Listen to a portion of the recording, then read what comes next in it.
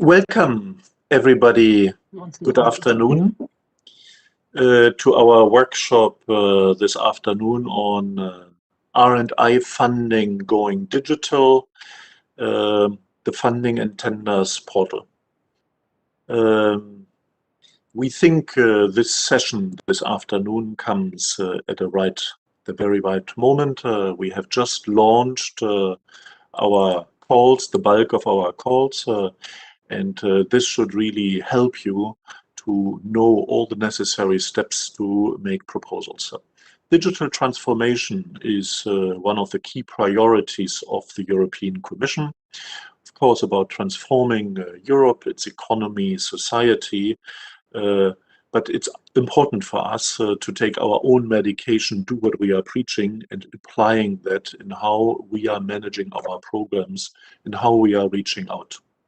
So this is about the funding and tenders portal, which is the flagship in all of this. And in the current programming period, all our centrally managed EU funding programs will be managed fully digitally through this portal. No more paper, fully electronic workflows, fast transactions, and full transparency.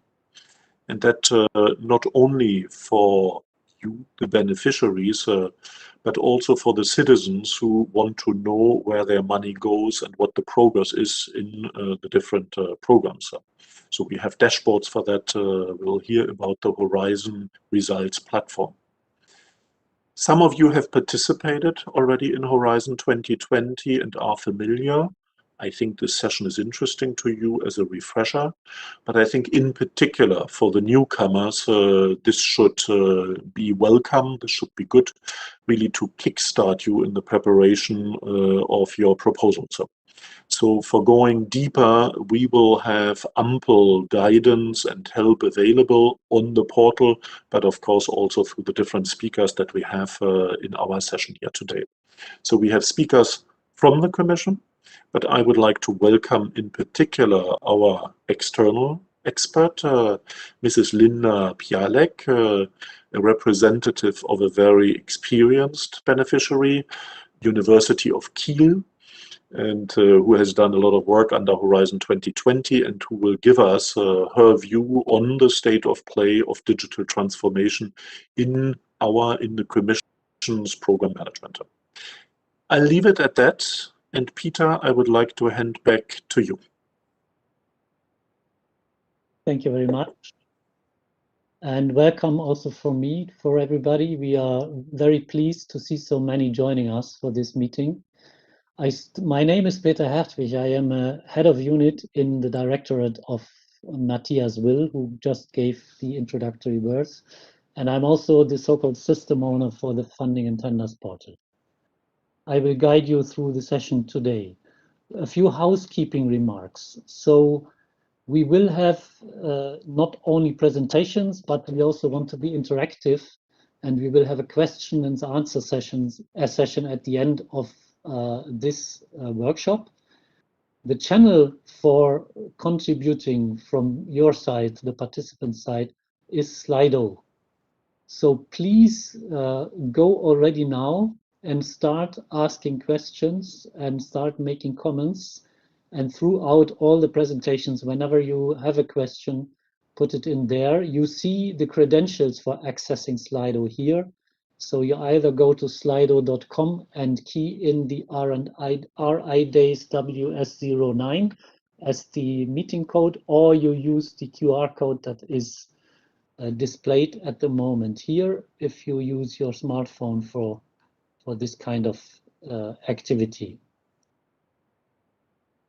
We also have prepared a very simple poll to start with. And before we go into the presentations, I would ask the colleagues to launch this poll on Slido. So please, if you can all go to Slido and reply to this very simple question. And it's just for us to know what the distribution of knowledge on this portal is already. Thank you very much. The figures start increasing as we all see.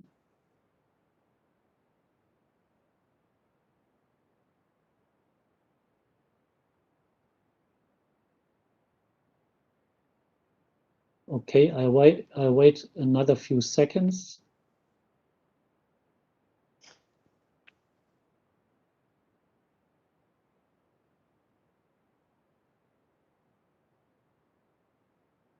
Okay, I think the picture becomes clear. We have roughly 2/3 of more experienced users, but also 1/3 of completely new users. That is a good mix, I think. I think we can finish this now. And we come to the first presentation. And here I have to give the floor to myself. And I will now try to do a live presentation on the basic navigation features within this portal. So let's try whether I can share my browser screen.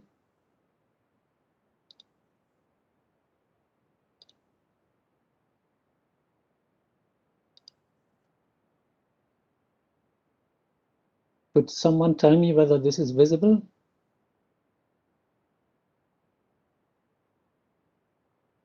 Hello? It's visible. Okay, thank you. So this is the homepage of the Funding and Tender Opportunities portal. You will see that it contains a big collection of information because it covers not only Horizon Europe, but all centrally funded programs, centrally managed programs that the EU is funding. Today, we talk about Horizon Europe. So if you are indeed interested and you know that Horizon Europe is your program, the first thing that you will probably do is to choose this program. And this activates a filter and guides you at the same time to a landing page giving you the main information about this program. You see on the top of the screen that this Horizon Europe filter is switched on and it is accompanying you through all the navigation. So wherever you go in these different menu items, this filter will follow you. Of course, at any moment you can clear the filter and you can come back to the bigger universe of all EU funding programs. So once you have done this, you are, so to say, in the Horizon Europe sub-universe, and you see a number of menu items which I will pass through very quickly now. The first and foremost and possibly most interesting to you at the moment is the possibility for finding funding opportunities. So calls and call topics that are open for funding or forthcoming. I click on it and you see what I said is actually true. The filter was propagated to this page. And what you see here are the forthcoming open and closed call topics under Horizon Europe. Of course, you might be more interested in the open ones and possibly the forthcoming. So there you have ample possibilities for filtering, but my colleague Tomasz will go into more details on this.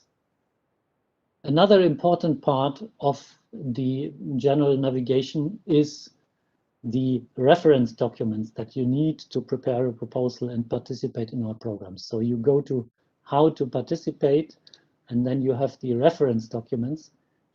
Again, the filter follows you, and you are guided directly to the set of reference documents needed for Horizon Europe. It starts with the basic legislation. That means the Council and Parliament decisions on the framework program, giving the main lines of activity. Then it has the work programs that describe the calls and the topics and the conditions for participation.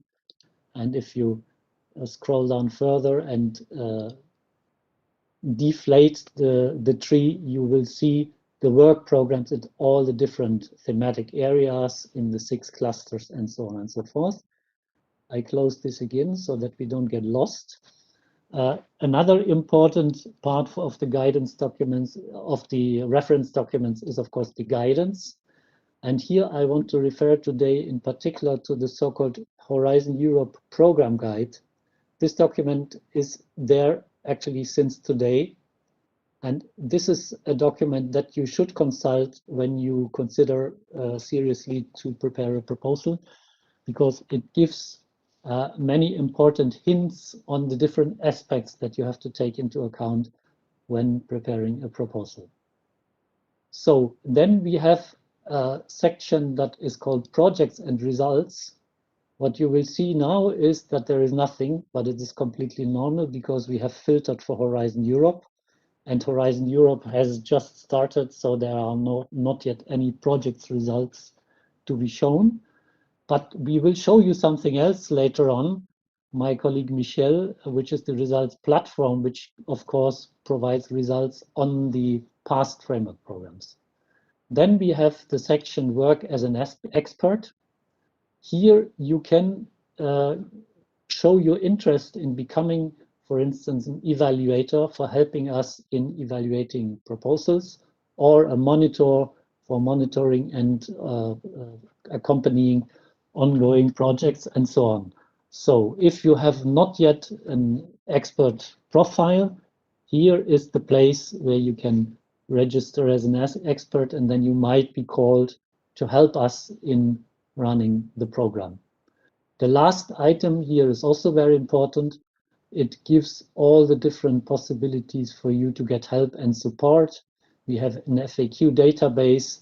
We have, maybe I still click this one, most importantly, the national contact points here. So these are the structures in your own country where you can get help in your own language, and they know the program in and out and will help you with the details of your preparation.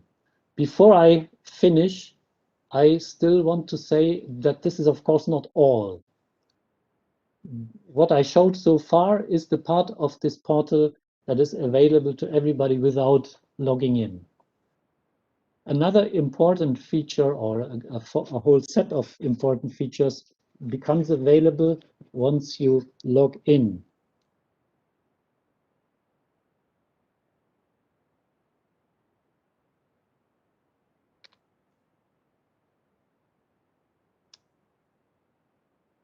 And you will see that the layout changes a bit.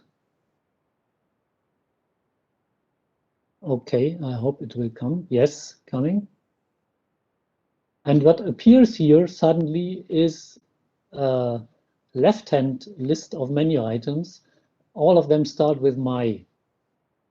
And this is the way to get access to all your personal assets. So if you have already a proposal, you go to My Proposals, and you will see the list of the proposals. I, for instance, have here 1 test proposals. I can see how long I still have for submitting this proposal, and I can go into this proposal and continue preparing it.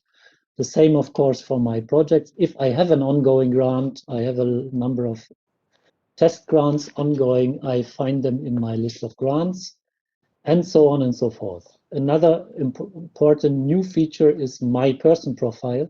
This is a voluntary feature where you can put in information about yourself, and you can decide to make this public so that other people find you, for instance, for jointly preparing proposals where a consortium is required. I cannot go in the details of all this, but we have other webinars where this is explained in more detail. A last item that I want to mention is this one here.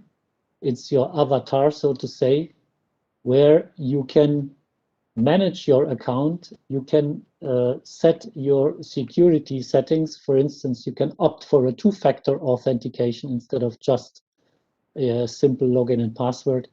And you can also see an overview of all your roles you have in the different organizations and projects or proposals. I think with this, I have to stop now. I will stop sharing. And I will hand over directly to my colleague Tomasz Kaminski, who will give us a bit more information on how to actually find these opportunities and how then to start preparing the proposal. Over to Tomasz, please. Good afternoon, everybody. So I'm going to briefly show you how to find opportunities in the context of Horizon Europe in our portal, and give you some hints on how to submit a proposal. I think I'm sharing my screen. Can you see it? Could Yes. I get a confirmation? Yes. Okay, thank you. So as you can see, I'm on the homepage of the Funding and Tenders portal. And as Peter explained, we support multiple programs. So first thing to do is basically to find Horizon Europe and then filter and get into the universe of the program itself. And then from that moment on, you can use the top navigation menu, and then go to search funding and tenders, and then you will be directly you will directly see the page with first list of calls for proposals and tenders, as well as advanced search options or tools.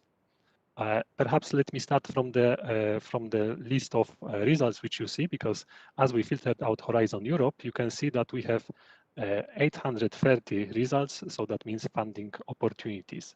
And those results are presented in the form of cards. So every call for proposal is a card with a title, with basic information like status, and very important, the deadline date for submission.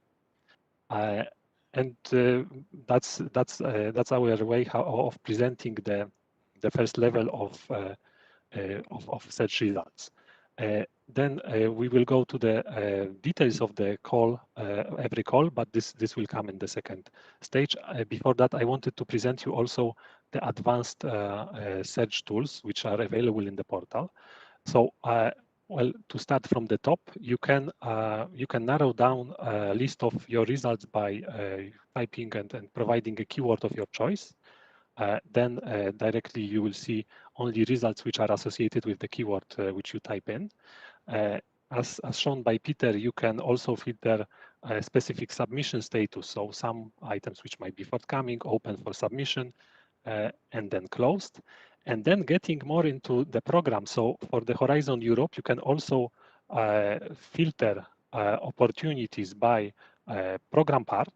So just so as you see, you can select the program part of your interest from the tree, available tree. Then you can also go for you can select by mission, destination, and then specific priority. In case you have this, you can also filter by a call, but for that you will need to put a call identifier. Coming back to the results, so let me narrow down my search, and I'm going to put one keyword. As you can see, after putting my keyword and typing enter, I have much less results displayed. So I'm interested in one of the calls which is associated with solar. So then, and as you see, there are cards. And now let me go to the details of one of the calls. So by clicking on the title, I'm redirected to the call details page, where you can find lots of details about the specific call. And all the information available here are organized in chapters, which can be navigated with help of menu item, which you see on the left. So you really see, you can find here description, conditions, documents, partner search. That means you can also look for partners in the context of this opportunity, and so on. But for the purpose of our presentation, I'm going to go directly to the submission service part, because from this moment on, you can actually, from this moment, you can, and from this place, you can start your submission. And to do so, what is needed, what you need to do is to select type of action of your choice. In this context, there is only one, so there is not lots of selection. And then click Start Submission. And from that moment on, you are going to be redirected to our submission service, where you will be able to prepare and submit a proposal. As you see on the screen, we are in submission service system, and on the top of the screen you can see a wizard with with information where in the process of preparing proposal you are. At this moment, we are in the process, in the step of creating proposal. Then afterwards, the next step, once the proposal will be created, then we will need to add participants to form a consortium. And then there will be a very last step to fill the proposal forms, that means administrative forms, as well as part B and annexes, which form the scientific part of the proposal. And once all those information are provided, then you will be able to submit a proposal and wait for results. I'm going to stop at this moment. Feel free to post all your questions to Slido, and I will be happy to answer that. Thank you. Thank you very much, Thomas. Yes, coming back to the Slido, maybe we should also mention that there is a possibility to vote on other people's questions. So if you want to ask a question and you see that your question is already there or a very similar one, don't type it in again, but vote on the other question that is already there. And with this, we come to a next section. This portal is not only for finding opportunities for funding and for actually submitting proposals, it is also for presenting results of the projects that have already taken place and for finding partners for maybe exploiting these results. And for this, we have something called a results platform. And my colleague, Michelle McCabe, will now give you in 5 minutes the main features of this results platform.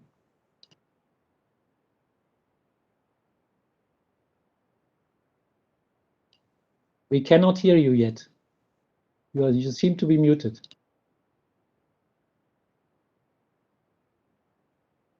Hello, everyone. Let me just open up this screen, and you should be able to see the homepage of the Horizon Results platform. All right, and let's go directly into using the Horizon Results platform and its benefits. It was launched in September of 2019, and as the Commissioner Maria Gabriel said at the last RNI days, it enhances turning the high volume and quality of Europe's science and research results faster and deeper into innovations that generate value to economy and society and contribute to a more sustainable future. So the platform was launched to promote EU-funded research and on RNI, and today there are about 1,700 results on it. That figure is growing daily, and also, very importantly, is to facilitate matchmaking, to facilitate connecting between the researchers and innovators on the one hand, and all of the third parties on the other. So the investor community, the policymakers, universities, research centers, and other potential partners. And if we look at how to go there, then first of all, for those of you that don't have an account created on the Funding and Tenders portal, that would be very important to do. And if you are a beneficiary of the Horizon 2020, FP7, and soon Horizon Europe, but it's a little bit early to have results, you can upload your key exploitable results, those that have a really high impact. And you have 3 roles that can actually do this uploading. It can be your primary coordinator contact, your coordinator contact, or your participant contact. And so let's go now to another area where you will actually find the template. Now, I'm in my acceptance environment. You will have access to the production environment, but you will have here something that's called My Projects, and you will be able to have a list of those that you put in. And let's go directly, let's choose one here, go into project results. Sorry, it's gone off again. Let's go back in here. And back. You will see where you can click to create a result. And when you create, when you click on creating a result, you will come to a template which you will fill out with all sorts of information about yourself and also about your, here it is. You see, create result up there in the middle on the top. Now, after that, just keep that in mind, but there has been a lot of work to prepare an online guide that will take you from step to step to step to step. So there are two major elements. Step one is how to log in and start doing your results. And step two will really be filling in all the details about your result profile. And as you can see, there are screenshots and definitions and explanations. It's very, very, very detailed. So it will help you move from each element that you need to fill in. Now, what happens after you've filled that out and published it? Let's go and let's pretend that we're either a policymaker or perhaps a corporate venture capitalist looking to invest in driver safety. We all get in a car sometimes, right? So I've put in the filter, simply the word driver, and already got 2 results. But you also have other filters, whether it be your country, what you're looking for. Here it was venture capital, et cetera, that you will discover when you're on it. But if we look at this first result, we will see that the information already filled out before enables us to see the needs, so expanding to more markets, business angels, venture capital, the sector is transport, and then the TRL is 6 to 8. If we were to click on this, we would go into something much more detailed, because here we can watch a video. Obviously, we're not going to do that today, but videos are super important for your results. And then all the various fields that you've already filled out, the result type, how it is a radical innovation breakthrough, your needs, where it fits into the UN SDGs, the result maturity, the replicability, the sustainability, unique value proposition, and then other elements such as presentations, case studies, or market studies. All of these are indicated as to whether they're work in progress, you see in orange, or available as in green. And most importantly, we're looking for an investment of 500 to $1 million. So all of this information is very important for the policymakers or the investors or other potential partners that are looking at the various results. And let's just go back quickly to the homepage of the Horizon Results platform. And just to say, you have a video explaining what it is. On the right, you have news about anything that is happening, because there are a lot of events that are organized that are thematic. So for example, you heard people talking about the missions, the 5 missions for Horizon Europe. There will be events and things going towards different elements of those moving forward. It could be something about blue economy, as we had recently, et cetera, et cetera. So you'll want to be in the know and then potentially make a proposal to be involved on some of these events. You can go into the search all, you can be either policy related on the path to innovation or advancing research and technologies. You have all of the latest results that have been uploaded. So when yours are uploaded, they will be showcased here. And then we have something else. We have at the bottom, you will see the Horizon Results Booster.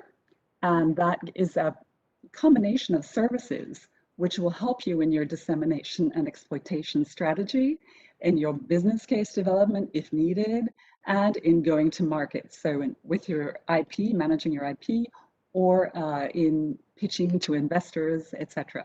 There's also the HRP TV, which just started in April, and there you have a selection of videos and podcasts that will either be experts providing guidance. So you have how to approach a business angel, how to approach a venture capitalist, managing your IP, or learning more about the services available on the booster.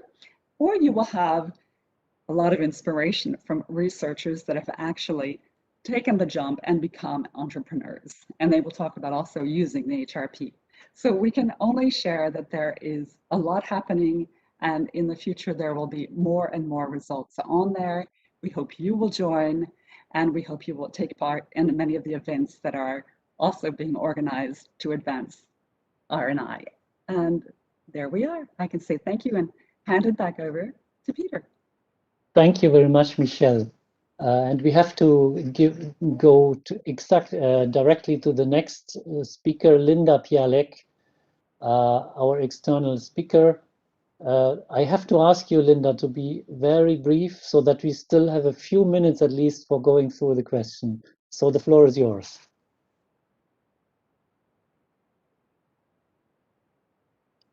You are still muted. Okay, I'm here now, I think. So good afternoon, everybody, and thank you, Peter, for inviting me to present some user experience of the Funding and Tenders portal. I think this is probably the most important session of this whole Research and Innovation Days, because if you don't know how to use the portal, you can't actually get to the funding. My aim is to show you the most useful features if you're here for the first time in the portal, and if you're here to actually apply for proposals, not if you're planning to become an expert or pose a result on the platform. So what I always tell my researchers is to look at this portal, because it's so big and there's so many functions, to look at this like an online shopping platform like Amazon, because you have so many functions. You can access lots of documents, you can look at reviews in a way, and this is exactly what the Funding and Tenders portal does. There is a public section, there's a closed section where you need an account, as we've just seen. So my advice is to take time to try out the different functions. Definitely use the filter function, as all the speakers have said. Filter down to just Horizon Europe if that's what you're interested in. Know where to find the key documents.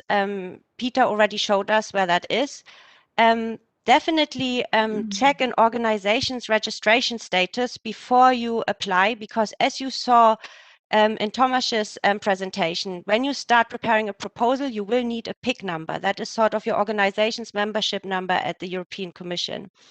And a very useful feature if you're preparing a proposal is also to look up the funding profile of your organization. I have some screenshots, some of them you have already seen, so I can be a bit faster. First of all, of course, you have the landing page where you filter down to Horizon Europe. Once you're in Horizon Europe, as Peter has already said, on the top bar on how to participate, you then go to the reference documents where you find everything you need in order to participate. And this library gets longer and more complete as the program moves on and more guidance documents and templates become available. So it's worth checking here. And on the same tab is basically what is the database of all organizations registered with the Commission. And this is called the participant register, which is important if you want to participate in a call and submit a proposal. You get two options. You can either search whether your or another organization is already registered and find out the PIC number, or you can actually register your organization. Now, I put a big cross there because unless you're absolutely sure, do not register an organization. Most likely, your organization is already registered. And just a quick tip on how to find out. So you obviously click on the search for PIC number, and you can then here enter a name and a country. I would recommend strongly that you only search for the city and you know the country of the organization you're looking for. You have to be careful, of course, if it's a city with multiple names like Brussels or Geneva, but generally here you will find the most useful list, because the names of organizations, the way they're stored in this database, are usually the full legal name.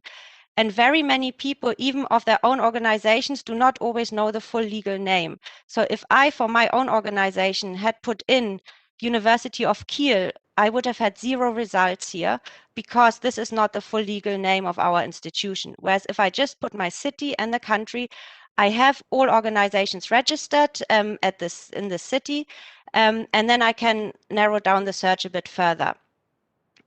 You then see the list of results, and you see that there's 2 types of status, either validated or declared. You also see the PIC number column, and it's that PIC number which is really important for you. The validated and declared status are not that important. The main issue is that as long as there is a validated or declared status, you do not need to create a new organization, and you should always use the one that is validated. So once you have the PIC number, you can, yes, start a proposal, as I said, but you can also do another thing, and that is access the dashboard, which is basically the area where you can see how an institution or your own organization is performing in Horizon funding.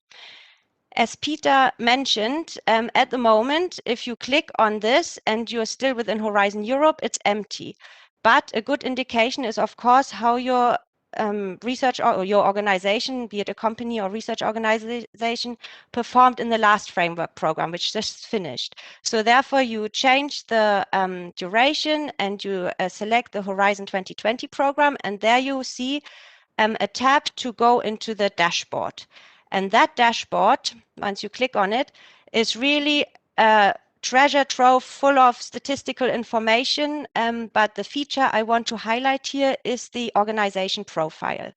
If you click on the organization profile and you enter the PIC number, you will find statistical information about that organization, such as how many projects they participate in, how much funding they received, and also a breakdown of the different funding schemes within Horizon 2020.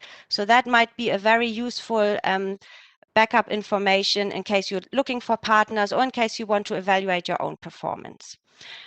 So this is all I wanted to say about the public part. And then there's, of course, some key features in the private section, which you need. So the first thing, as some speakers have already said, is you need to register as a user. I would recommend you to do it today. It takes 2 minutes, and all you need to do is to wait for the confirmation link in your email, activate it, and then the registration process is complete. Do check the spam filter because the email sometimes ends up in there. What is very important is you remember the email address with which you register, because that is your username. And should you ever change your email address because you move institutions, just update your profile. Do not create a new account and do not worry so much about the password. That's easy to reset. But what we found is that lots of people always create new accounts when they move within an organization or when they move to another organization. But going back to the Amazon analogy, you would not necessarily create a new customer account just because you moved house. You would just change the delivery address. So it's exactly the same principle here. The account stays with you. It's your private account, and just change the email address in your contact details. So you have your own account, but that is not enough to participate, as we've already said, because your organization also needs a PIC number. Without a PIC number for your organization, you cannot submit a proposal. I already said how important it is to check that there's not already a PIC number for your organization. And if you come to the conclusion that there's no declared and no validated PIC number for your organization, then one needs to be applied for, which is a very quick process. But do check whether you are actually the right person to do it. It may well be that somebody in your central administration might be a better person to do the registration process, because later on in the process they must submit some financial and historical documents which you might not have access to. And again, please do not create multiple PIC numbers for the same organization. The reason that there are so many declared PIC numbers is because this has happened too often and they cannot be deleted, those records. Now, you're ready to submit a proposal because you have your PIC number, you have your user account, but actually if your proposal gets funded 5 months later, you can actually not receive money yet because you have no LIA. The LIA is a legal entity appointed representative, and they decide who can sign a grant agreement in your organization. And if there's nobody who can sign a grant agreement, you cannot receive any money. So think carefully who this legal entity appointed representative should be. This poses a problem very often when people appoint directors or presidents or CEOs who rotate or are in elected positions, because the LIA should ideally be a person who is familiar with the organization, but is there for the long term and in a central role. And also somebody who is prepared to use the portal to get used to all the different functions for updating and for distributing roles, and who can react at short notice. And very important, please do not forget to replace your LIA in the portal if you know that they are leaving before the person has left the organization. This puts everybody in a project consortium into difficulty if one of the partners doesn't have a LIA, because then the whole funding process gets delayed. In order to prevent any disruption, you can always, the LIA can nominate deputy LIAs as such. They're called account administrators. And the LIA should also always regularly review who the financial and legal signatories are, so that your organization remains operational and can sign at short notice, and even during the summer months or at Christmas time. And then one luxury that the LIAs have that I would like to just highlight is that under my organization, we saw those tabs on the left, they have access to a lot more statistical data than any other role in the organization, and they can use this for monitoring purposes or strategic planning. So that's another very useful tool of the funding and tenders portal. So now I've tried to be very quick to give you an overview of what I think the most important things are. As we've seen, it's 100% digital. So whoever uses this from you, you do need staff that are willing to engage with a digital platform and are willing to use it. There is no paper-based alternative. It's very powerful because I haven't even touched on some of the things like the project management tools, the workflows, and we've seen the results platform. There's all these statistical analyses you can do. And if you know how to really use it, you see how wonderful it is, and how it can help you not only for getting the funding, but also for using it for strategic planning for your organization or for exploiting the results that you've created with Horizon funding. So thank you very much. Thank you very much, Linda, for this very good presentation. We have, unfortunately, only a few minutes, and let's go directly into the questions that we have received via Slido. So please, colleagues, can you bring up the Slido questions in the order of number of likes?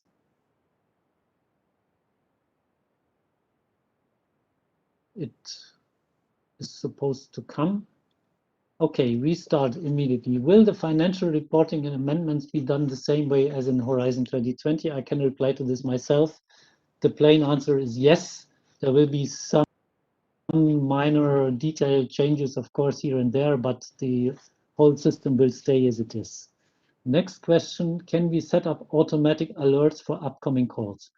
Tomasz, will you quickly talk about very quickly, we have yes, thank you, Peter. So we have RSS feeds which can be consumed. So in that case, a user can get automatic updates. That's the possibility. Thank you. Okay. I lost the view of the questions now. Can they come back? Yes, they come back. So next question, is it possible to change the numbering of partners in the submission? Do we have somebody who knows about the submission tool and changing the sequence of partners? Tomasz?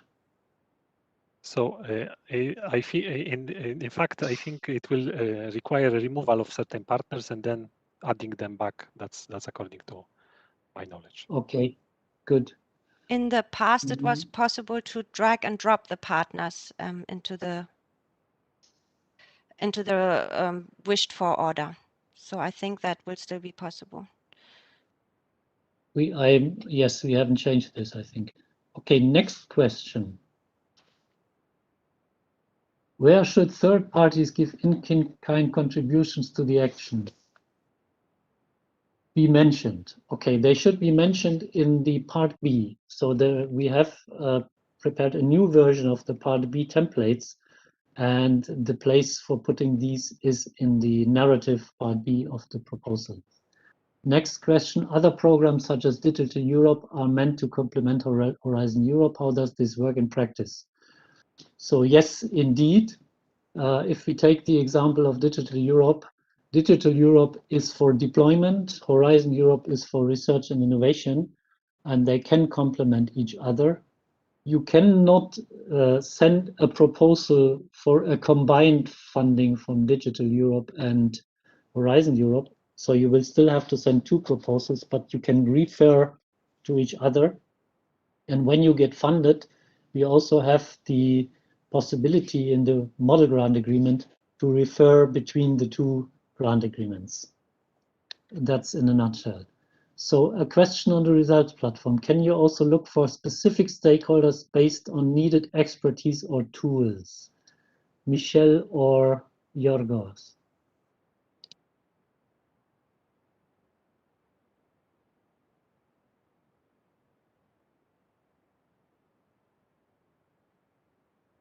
You are still muted, I think. Yorgo, did you want to take that one?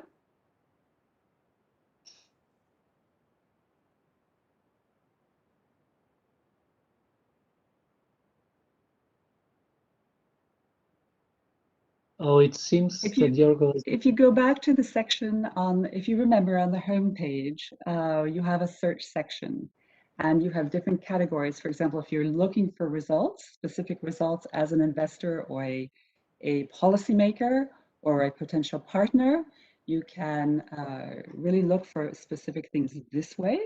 In the reverse, if you are a result beneficiary, and you are looking for an investor or a policymaker, it doesn't yet work that way.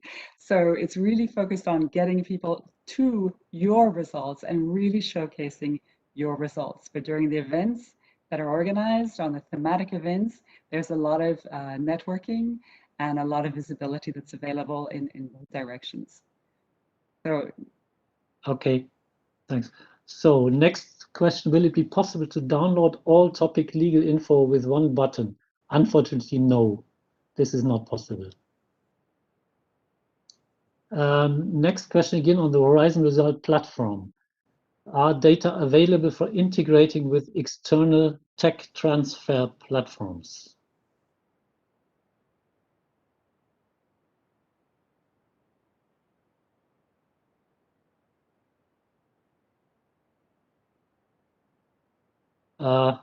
I don't hear the colleagues replying.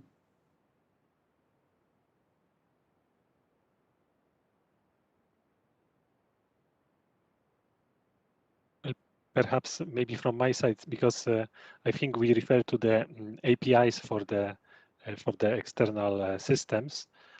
So at this moment, I think we plan to have them exposed, but I think it's not available at this moment yet. Yes, but it would be a very good new development indeed. Okay, we are already a bit past the official ending time. Maybe we take one or two more questions and then we have to finish. Can you bring up the slide of questions again, please?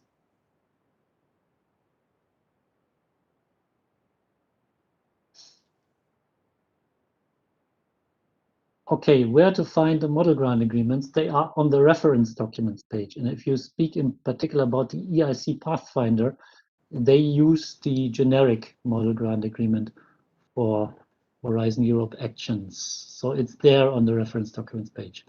When do you plan to release the annotated model grant agreement?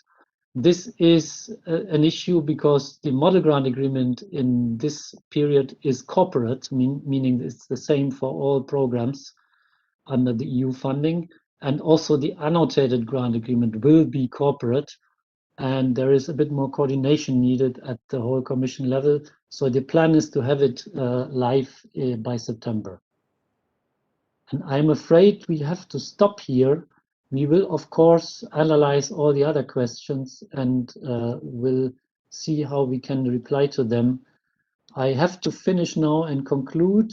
Thank you very much to all our participants for the interesting questions and discussion, but in the first instance to our speakers who prepared the presentations and also helped in replying to the questions.